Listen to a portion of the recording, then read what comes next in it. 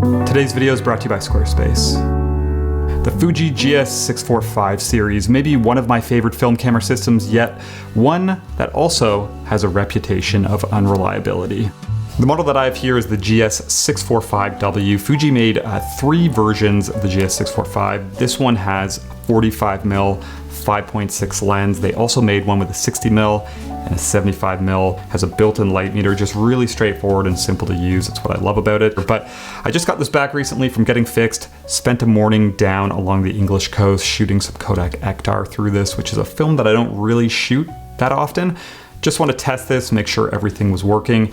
So I'm gonna bring you along for that, switch it up a little bit, POV style, share the video and the images, just let those roll out nice and chill, nice and peaceful, and then jump back in the office afterwards, talk about the things that make me love this camera, but also why I don't think it's the right fit for everyone.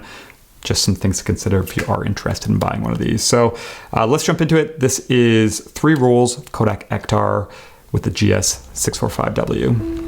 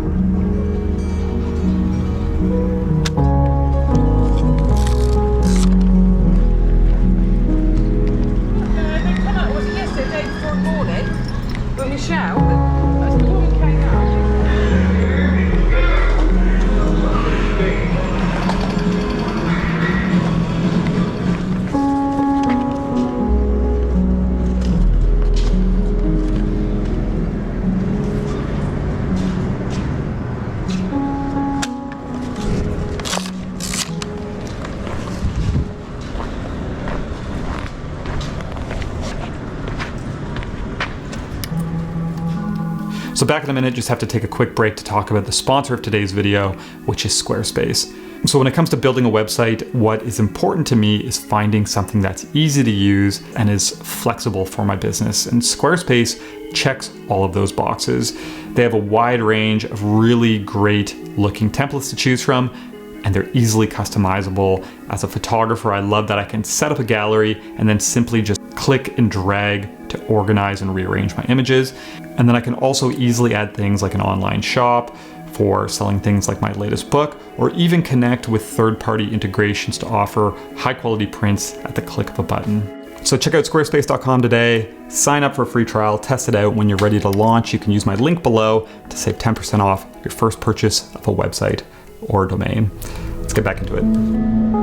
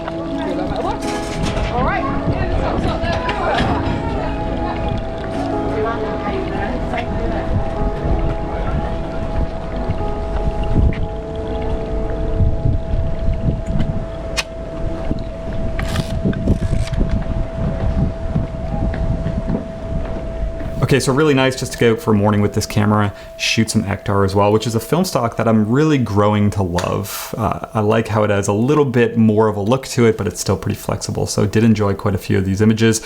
But as mentioned, wanted to just quickly talk about the GS645W. I probably will do a longer review down the road once I've spent a lot more time with this, but just want to mention some of the things that make me love this camera. That's what I'll start with, and then talk about a couple negatives as well. So the first thing is just the size and the weight. So as you can see, this is an incredibly compact medium format film camera. It definitely helps that the film runs through vertically, so it's not horizontal, which means that to frame things up, landscape mode, you do have to flip the camera over, but I haven't actually found that to be a big deal at all, and I've adjusted to that very quickly. But just really nice and compact, super slim, and then the weight of this, it is incredibly light. This actually feels quite a bit lighter than some of my like 35mm SLR setups. So for a medium format camera, this has got to be one of the most kind of compact and lightweight ones out there. And as someone who shoots with a Pentax 6.7, this is just such a nice change at times, and it's perfect for situations like in this video, just wandering for a morning and just kind of having fun and not being really weighed down by a lot of heavy gear. The second thing is just the simplicity of all of these GS645 cameras really, but especially this 45mm. So this is just zone focusing as mentioned. You basically have infinity, 5 meters, 3 meters, 2 meters. So you can set it to say 5 meters. If you're stopped down, this has little markings on the lens itself. If you're shooting at say like f11, f16, you know that everything's probably gonna be in focus. So really easy to set and just fire away. And then the meter in this camera, I found these to be super accurate. You know, I was setting it to, I think ISO 64, so overexposing a little bit with the Ektar just as some insurance, but I found all my negatives to be really nice. And then the third thing is just the quality of the images. So these Fujinon EBC lenses on all of these 645 cameras from Fuji, I've always had kind of a soft spot for these, dating back to when I had the GA645, when I first shot with that. I always just really loved the look of these, the way they render, and then just the capability. They're nice and sharp, and you can always kind of rely on them to give you a nice negative. So basically you have this super compact medium format film camera, built-in meter, really capable lens, and the pricing on all these versions are still like quite decent considering what other film cameras have jumped to.